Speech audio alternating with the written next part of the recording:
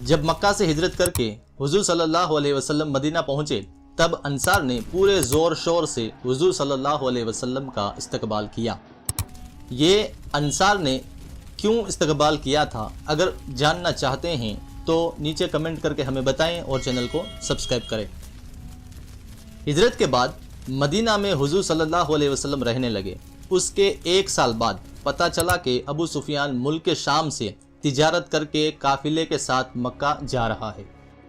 اس بات کا پتہ چلا تو حضور صلی اللہ علیہ وسلم نے اپنے صحابیوں کے ساتھ کچھ ہتھیار لے کر چل دیے۔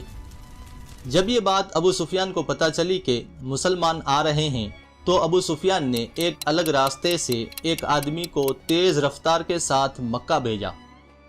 اس آدمی نے کعبے کے پاس جا کر اپنے اونٹ کے کان اور ناک کاٹ دیے اور اپنے کپڑے پھاڑ کر زور زور سے مدد کے لیے چیخنے لگا۔ یہ اس دور میں ایمرجنسی کا سگنل تھا۔ ابو جہل کو اس قاصد نے سب بتایا تو اس نے 1000 آدمیوں کا لشکر تیار کیا اور اس میں 700 اونٹ اور 300 گھوڑوں کو ساتھ لے کر نکل پڑا۔ جب مسلمانوں کا قافلہ بدر میں پہنچا تو حضور صلی اللہ علیہ وسلم نے حکم دیا کہ یہاں تمبو لگا دے۔ حضور صلی اللہ علیہ وسلم کے پاس ایک صحابی آیا اور کہا، آپ کو اللہ کے طرف سے یہ جگہ مقرر کی گئی ہے یا پھر مشورے سے؟ حضور صلی اللہ علیہ وسلم نے بتایا، مشورے سے مقرر کی ہے۔ اس صحابی نے کہا کہ ہم تھوڑے آگے چلے جاتے ہیں، وہاں 3 کنویں ہیں اور وہاں پانی بھی زیادہ ہے، اس جگہ تمبو لگاتے ہیں اور اس پر قبضہ کر لیتے ہیں۔ حضور صلی اللہ علیہ وسلم نے اس صحابی کی بات مان لی۔ ادھر ابو سفیان ایک الگ راستے سے مکہ پہنچ گیا۔ یہ بات ابو جہل کو بتائی گئی کہ ابو سفیان تو مکہ پہنچ گیا ہے، اب جنگ کرنے کی کیا ضرورت ہے؟ ابو جہل نے کہا کہ ہم وہاں جائیں گے اور مسلمانوں کو سبق سکھائیں گے۔ جب ابو جہل اور ان کی فوج بدر میں پہنچی تو پہلے ہی سے مسلمان وہاں موجود تھے، جن کی تعداد 313 تھی اور سامنے کافروں کا لشکر جس کی تعداد 1000 تھی۔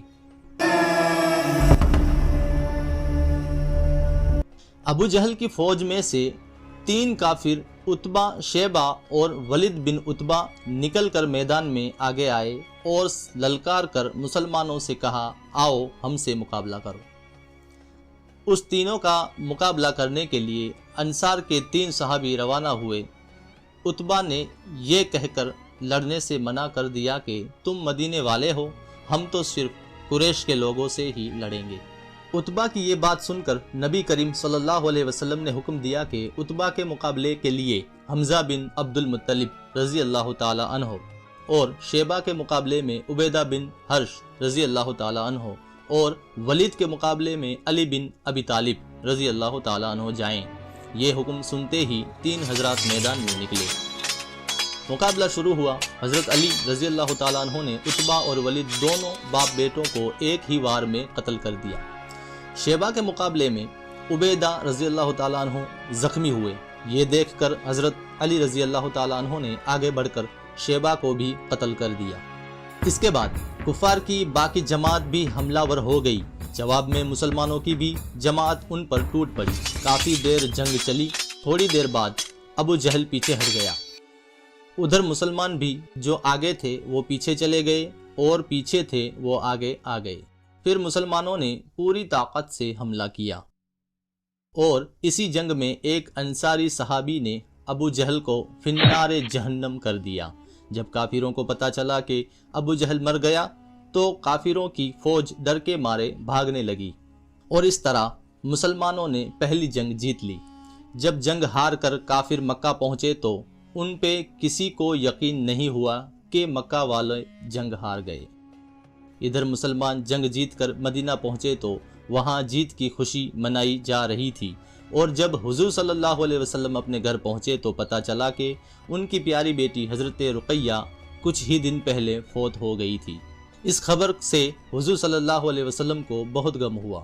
حضور صلی اللہ علیہ وسلم نے اس بات کا ذکر مسلمانوں سے نہیں کیا اور مسلمانوں کو جنگ جیتنے کی خوشیاں منانے دی، لیکن یہ خوشیاں زیادہ دن رہنے والی نہیں تھی، کیونکہ ادھر مکہ میں ابو سفیان پورے عرب سے 3000 کی فوج جمع کر کے مسلمانوں سے بدلہ لینے کے لیے تیاری کر رہا تھا۔ سبسکرائب نیکسٹ پارٹ جنگ احد۔